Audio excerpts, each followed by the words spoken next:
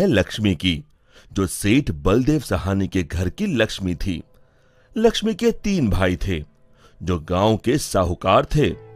तीनों के तीनों हट्टे कट्टे और तंदुरुस्त थे, और लक्ष्मी अपने तीनों भाइयों की जान थी। जब लक्ष्मी 18 वर्ष की हुई तो सेठ जी ने लक्ष्मी के विवाह के लिए घर में पंडित जी को बुलाया। यजमान, बेटिया की कुंडली जिस युवक से मिल रही है वो एक बहुत ही साधारण परिवार का है। अरे उससे क्या फर्क पड़ता है, हम तो अपनी बेटी को अपने घर ही रखने वाले हैं, हमें तो घर जमाई चाहिए। लेकिन यजमान, मुझे नहीं लगता कि ऐसा कुछ संभव है, ये युवक घर जमाई नहीं बनेगा। तभी सेठ जी की बेटी सेठ जी के पास आई और उनके कानों में कुछ फुसफुसाई। उसकी बातें सुनकर सेठ जी के चेहरे पर मुस्कान आ गई। ठीक है पंडित जी, आप शादी की बात आगे बढ़ाइए। और फिर कुछ महीनों में लक्ष्मी की शादी एक बहुत ही साधारण युवक विमल से हुई। शुरू में दोनों की अच्छी बन रही थी और विमल की मां सरिता भी बहुत खुश थी। एक दिन सोते वक्त लक्ष्मी ने विमल से बात की। ना इस घर में ढंग का सोफा है, ना गद्देदार पलंग और ना ही टीवी। ए जी, आप मेरे साथ मेरे पापा के घर चलिए ना, वहाँ सब कुछ है। नहीं लक्ष्मी, अब यही तुम्हारा घर है, तुम्हें इसी घर में रहने की आदत डालनी होगी। उस दिन के बाद लक्ष्मी हर छोटी छोटी बातों पे विमल से झगड़ा किया करती। उनके बीच बात इतनी बिगड़ गई कि अब लक्ष्मी कभी बेलन तो कभी बर्तन फेंक फेंक कर विमल को मारती। विमल बेटा, ये क्या है, तुम दोनों ऐसे लड़ क्यों रहे हो? माँ, ये रट लगाए बैठी है कि मैं भी इसके साथ इसके बाप के घर में जाकर रहूं, घर जमाई बनकर। भला मैं ये कैसे कर सकता हूँ, और इसीलिए हमारी रोज अनबन होती है। एक काम कर, तू उसे अच्छे से समझा कि अब यही उसका घर है। अगले दिन फिर से लक्ष्मी विमल को अपने घर चलने के लिए जोर डालने लगी। आप मेरे साथ मेरे घर चलिए, आपको यहाँ गरीबों की तरह जीने की कोई जरूरत नहीं है, मेरे पापा के पास सब कुछ है। मैंने तुम्हें कितनी बार बोला है, मैं घर जमाई नहीं बनना चाहता हूँ। अगर आप खुद से मेरे साथ नहीं चलोगे तो मैं मेरे भाइयों से बोलकर आपको जबरदस्ती यहाँ से उठवा लूंगी। बहू की ये बात सुनकर सरिता को अपने बेटे की चिंता सताने लगी। इसके तीनों भाई तो इतने शक्तिशाली है, मेरे बेटे का क्या हाल होगा।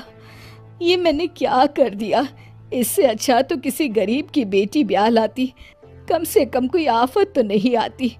अब सिर्फ बाबा जी ही मेरी मदद कर सकते हैं।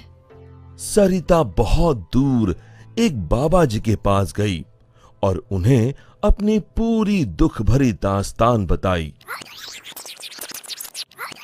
अब आप ही बताइए बाबा जी, मैं अपने बेटे को बचाने के लिए क्या कर सकती हूँ? ये ताकतवर इंसान ऐसे ही होते हैं, हमेशा निर्बलों को दबाना चाहते हैं। अब सिर्फ गुफा में रहने वाली डायन ही तुम्हारी मदद कर सकती है, सिर्फ वही तुम्हें ताकतवर बना सकती है, जिससे तुम अपने बेटे को बचा सकती हो। बाबा जी, मुझे ये डायन कहाँ मिलेगी? वो उत्तरी दिशा में मिलेगी, लेकिन उससे मिलने से तुम्हारे प्राण भी संकट में आ सकते हैं। अपनी बेटी की जान बचाने के लिए मैं कुछ भी कर सकती हूँ। सरिता उत्तरी दिशा में निकल पड़ी और गुफा तक पहुंचते पहुंचते उसे रात हो गई। कोई है यहाँ? क्या आज एक इंसान यहाँ खुद चलकर आया है? वो भी मेरा खाना बनने। मैं आपसे मिलने आई हूँ। मिलने? मुझसे? हाँ। वो भी खुद चल के? बताओ बताओ क्या बात है? सरिता ने डायन को अपनी कहानी सुनाई।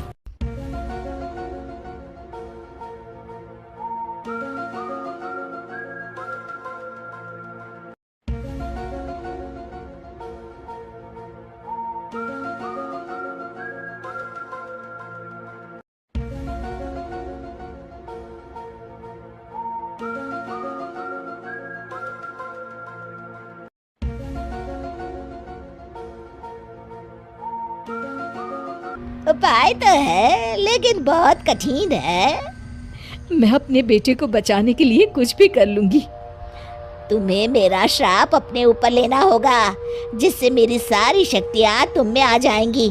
तब मैं आजाद हो जाऊंगी और तुम डायन बनके यहीं गुफा में रहोगी और ना ही सूरज की रोशनी में निकल सकोगी बाहर, क्योंकि डायन की शक्तियाँ सिर्फ रात को ही काम करती हैं।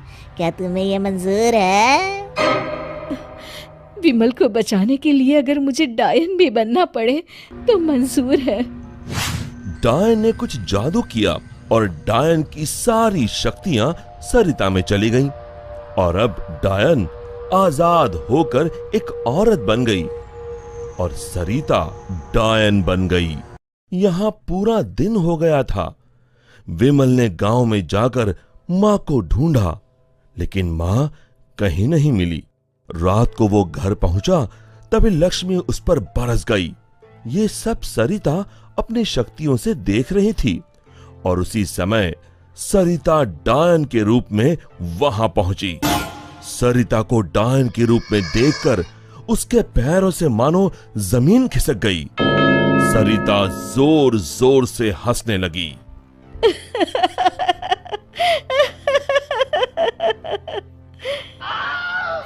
हालतू जलाल तू आई बला को टाल तू, हालतू जलाल तू आई बला को टाल तू, हालतू जलाल तू आई बला को टाल तू, हालतू जलाल तू आई बला को टाल तू, हालतू जलाल तू आई बला को टाल तू।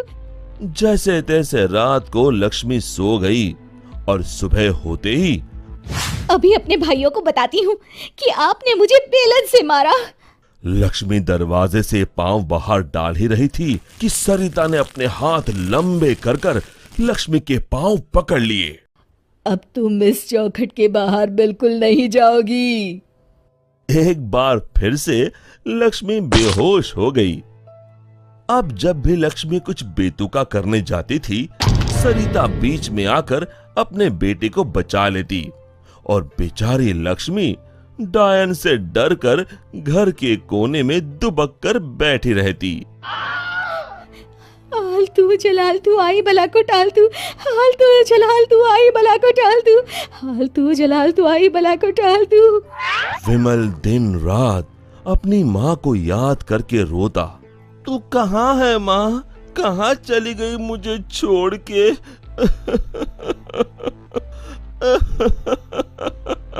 बेटा विमल, मैं यही हूँ तेरे पास, लेकिन इस डायन के रूप में। ये सब सुन विमल बहुत डर जाता है।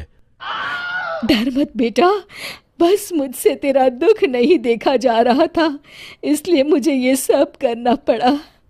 ये सब पीछे खड़ी लक्ष्मी सुन रही थी। तभी सरिता ने उसे अपनी शक्तियों से दीवार पर लटका दिया। जा रही हूँ, मगर एक बात समझ ले, मेरे बेटे को परेशान करने की भी तूने या तेरे घर वालों ने सोची तो मैं यहाँ फिर आ जाऊंगी। जी जी जी माँ जी। तभी तो कहते हैं, माँ से बढ़कर दुनिया में कुछ नहीं। माँ एक वरदान है